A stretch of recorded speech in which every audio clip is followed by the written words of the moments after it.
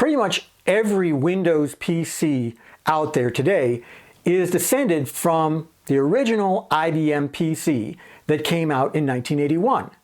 And looking back on history, we kind of think of that as, this halo product that had no competition whatsoever in the marketplace. But that's not true. I'm going to tell you the story of the IBM compatible that wasn't compatible and what happened to it.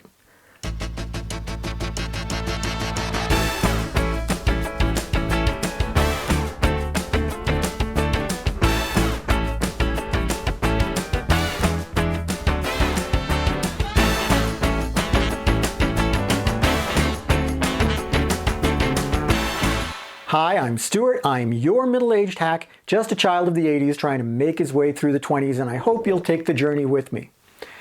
Today we're talking about the Rainbow 100. The Rainbow 100 was a personal computer that was IBM compatible, except that it wasn't. And it's a very interesting story. Like a lot of competitors that never quite made it, this one is better than the one that did make it, and yet it just didn't have the juice to succeed.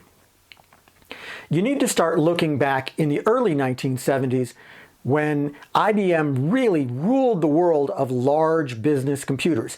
And when I say large business computers, I mean it in two ways. First of all, computers for large businesses, and second of all, large business computers.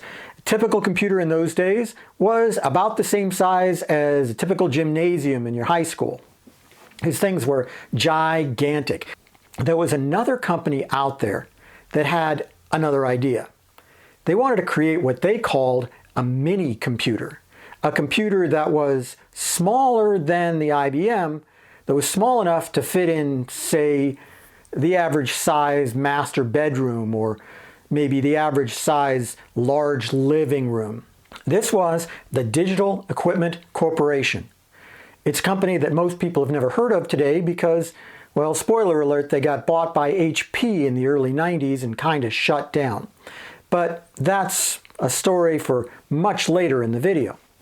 In the 1970s, Digital Equipment, or DEC as they called themselves, did a great job of serving small businesses that couldn't afford the space or the power requirements of a huge computer. And they used these mini computers, which were not as powerful but pretty darn close to the IBM ones, to really serve everything that was needed.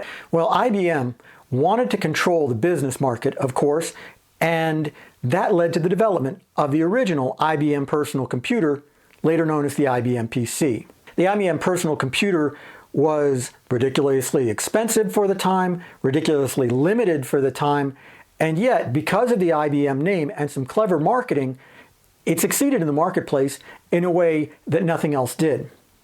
But it wasn't necessarily a lock. The IBM PC came out in 1981, and in 1982, Digital Equipment came out with their own version of a personal computer, which they called the Rainbow 100. The Rainbow 100 was a little bit bigger than the IBM PC, and it was so much better in so many ways. It had a unique floppy drive mechanism, which instead of having one double-sided read and write head, would actually let you read one disk on top and one disk on the bottom, so that it took up half the space of a typical dual floppy system. This left enough space for a hard drive, which IBM PCs did not have. It ran CP/M, which was at that time still a very popular operating system and competitor to MS-DOS, and it also ran MS-DOS. You could do both. Why? Because it actually had two full microprocessors in it. One, the Z80, which had been used for computers like the TRS-80, and one, the 8088, which was being used in the IBM PC. This made it extremely flexible.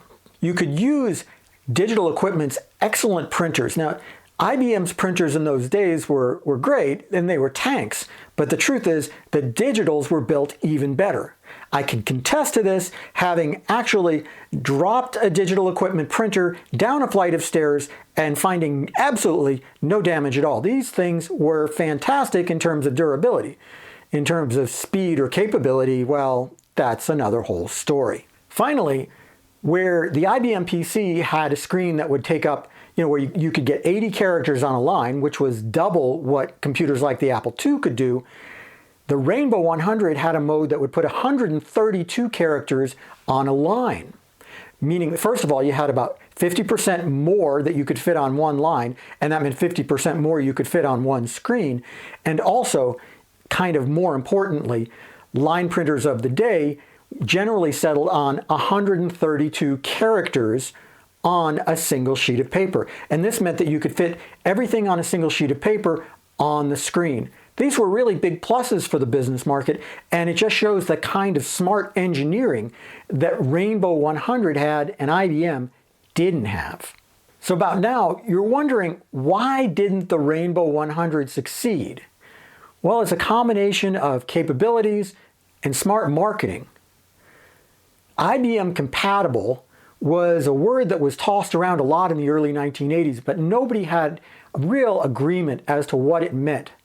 Did it mean that it would run MS-DOS? Did it mean that it would run all software designed for the IBM PC?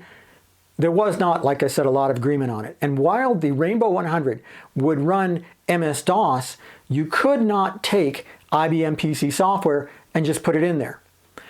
First of all, because Digital used their own disk format, you had to buy the disks straight from them and they were hideously expensive.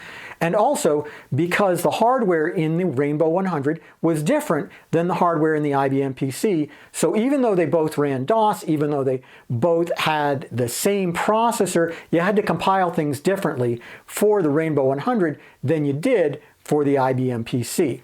You couldn't just buy something off the shelf.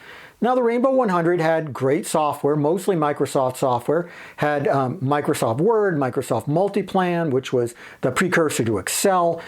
It really was very capable, but there's one piece of software that you couldn't get right off the bat, and that was Lotus 123. Lotus 123 was the killer app of the 1980s. It's impossible to overestimate exactly how much impact the spreadsheet program had in those days.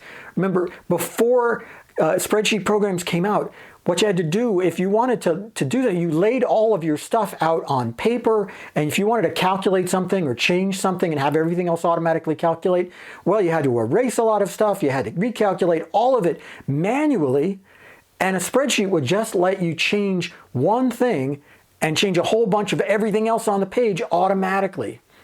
This was huge for business. This opened up a gigantic opportunity.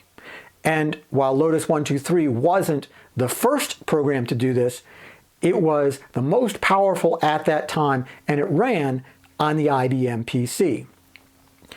It was so important that Lotus 123 be there for you that IBM compatible basically ended up meaning able to run Lotus 123 off the disks.